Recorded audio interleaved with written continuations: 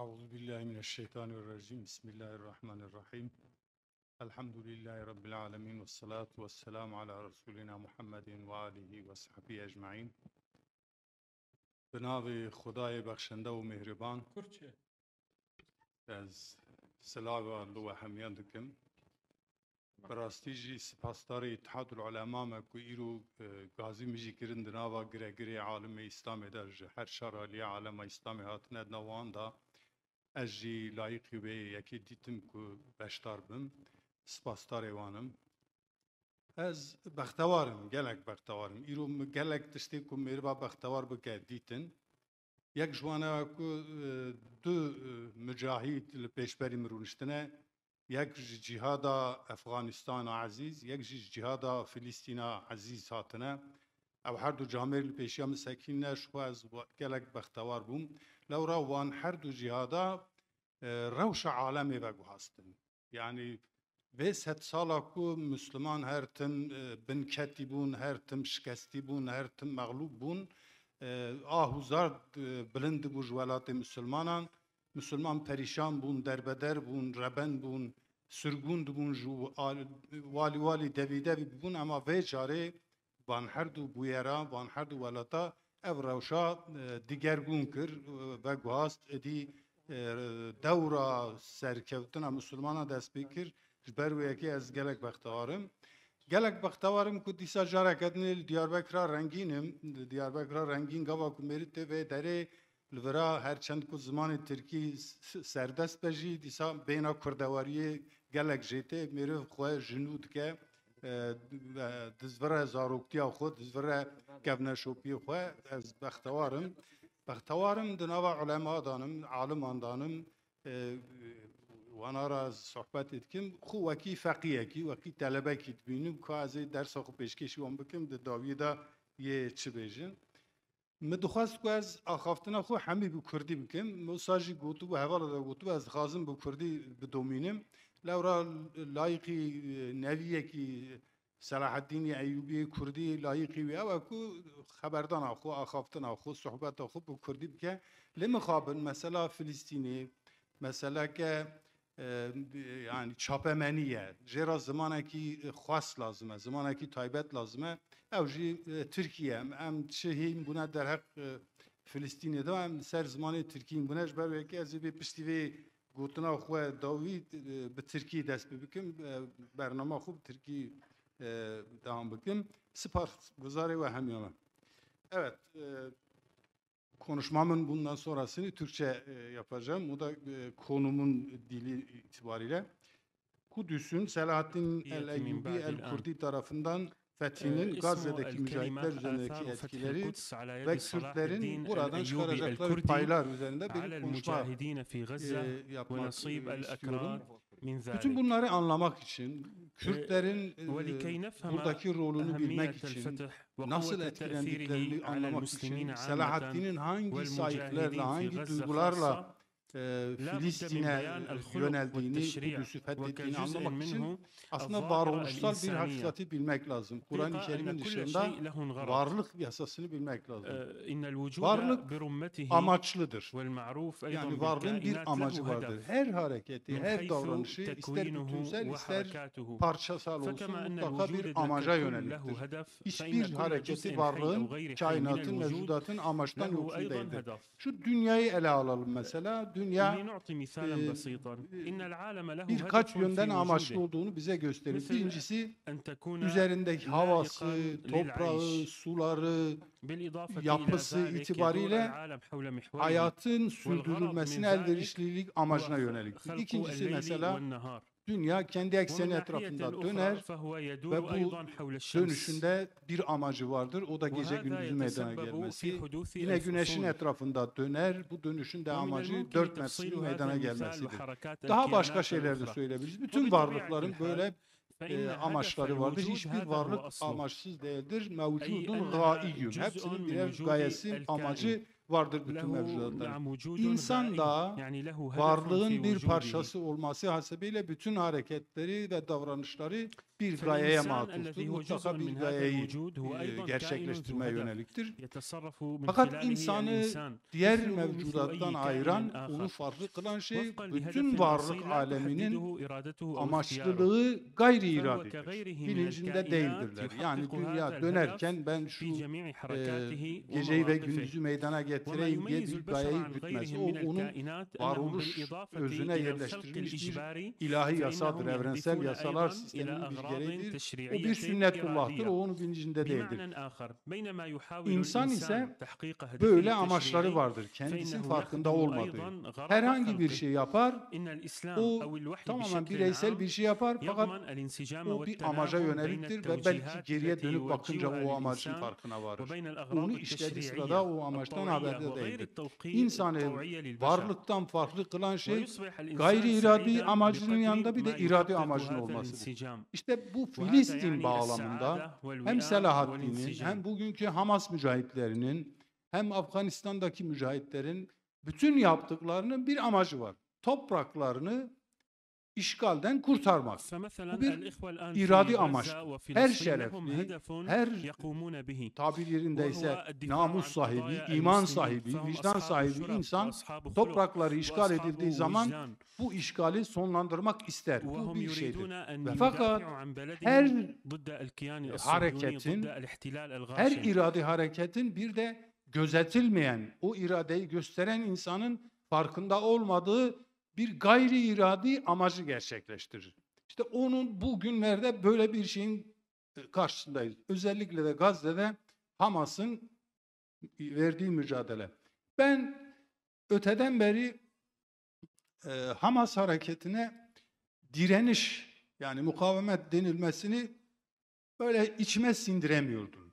Çünkü direniş aslında çok edilgen, çok negatif bir ifadedir. Yani can çekişen bir kişi direnir, çırpınır, böyle canı vermemek için çırpınır durur.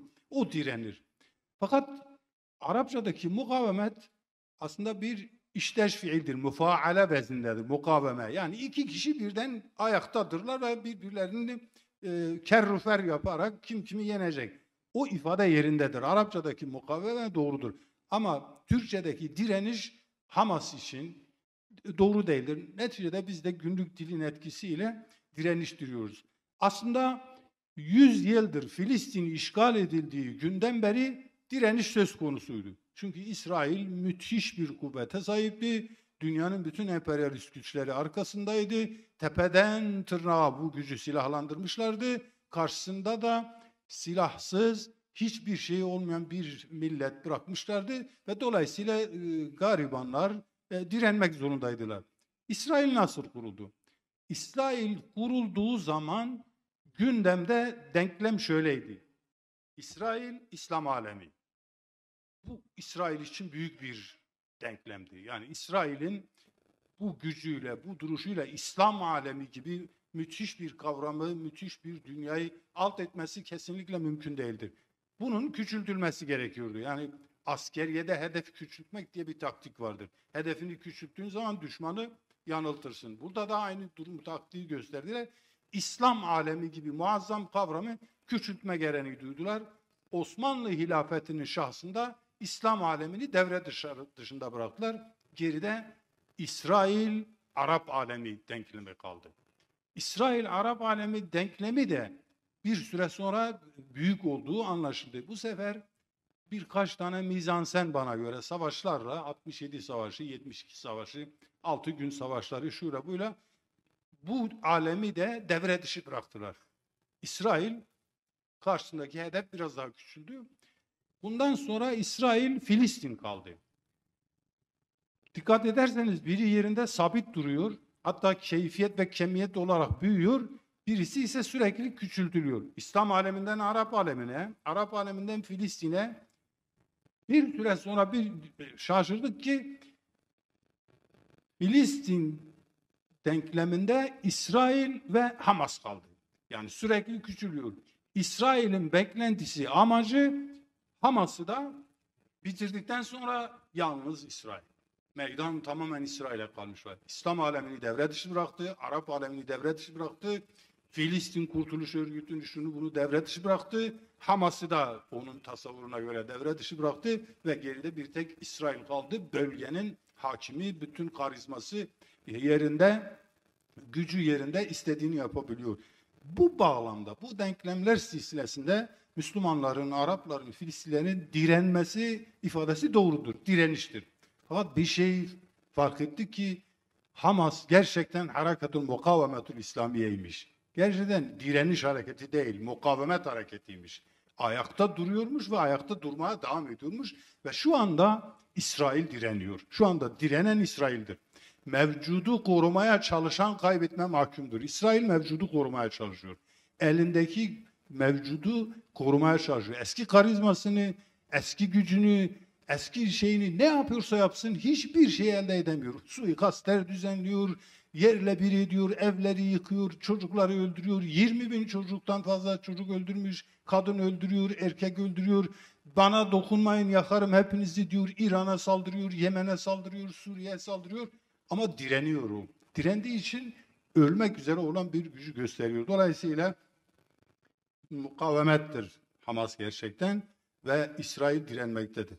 Hatırlayın Peygamber Efendimiz Mekke'de tek başına Mekke'de davetine başladığı zaman bir kişiydi. Daha kimse inanmamıştı.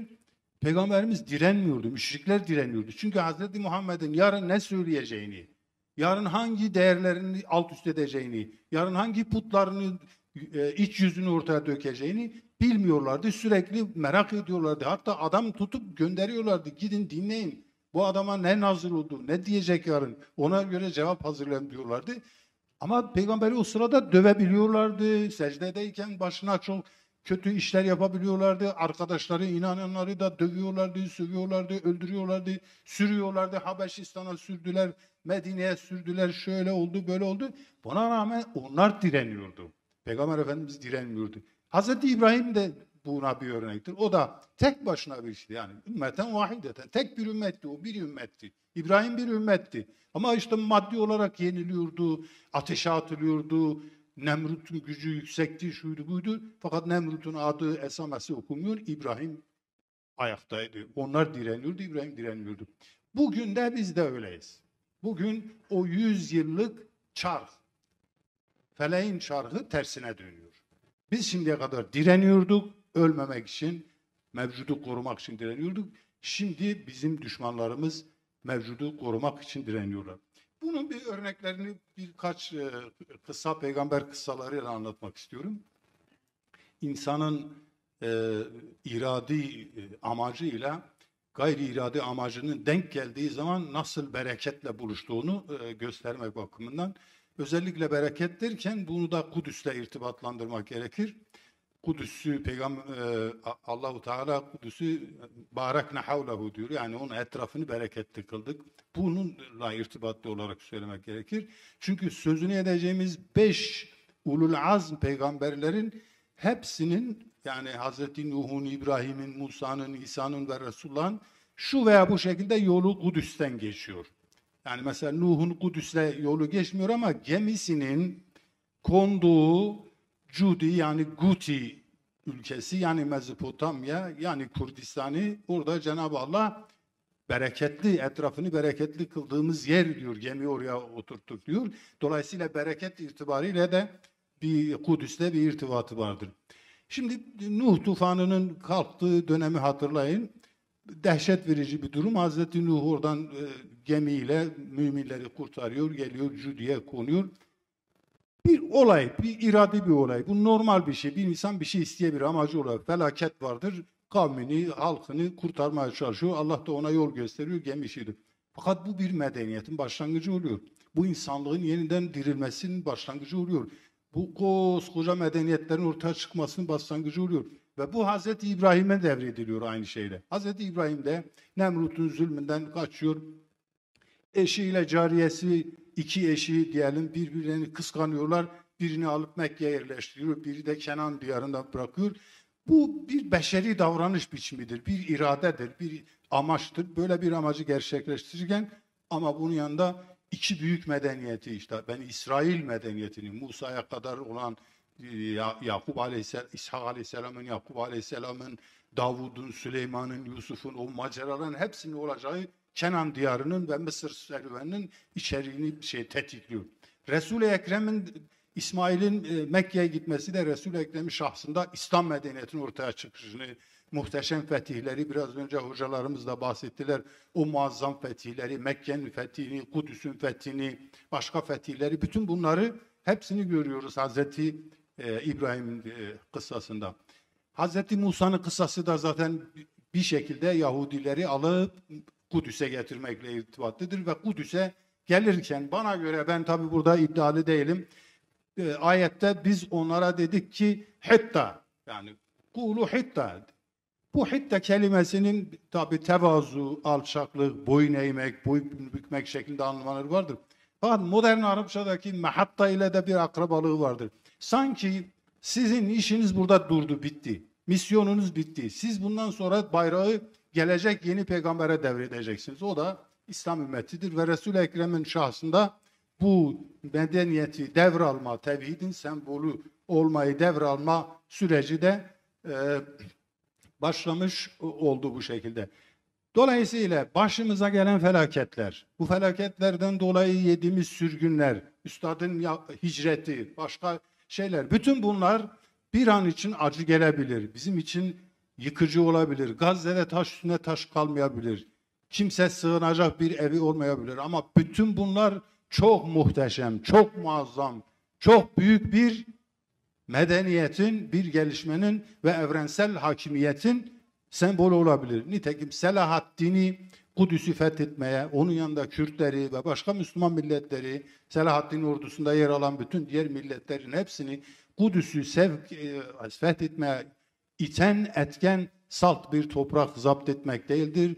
Salt bir takım insanları kendi hakimiyetleri altına almak değildir. İşte bu doğal içgüdünün bir zorlamasıdır ve insan Kudüs'e ilgisiz kalamaz. Bu yüzden bugün bu toplantı bir şey daha gösterdi. Gerçekten Diyarbakır, gerçekten İttihadül Ulema Selahaddin'in evlatlarıymış. O duyguyla, o içgüdüyle dünyanın dört bir yanından Müslümanları toplayarak Aksa tufanının 1. yıl dönümünde bu müthiş mücadeleyi, bana göre fecrin, İslam'ın mağlubiyet devrinin sona erdiği bu dönemi bitirecek bu günü kutlamamızı sağladılar.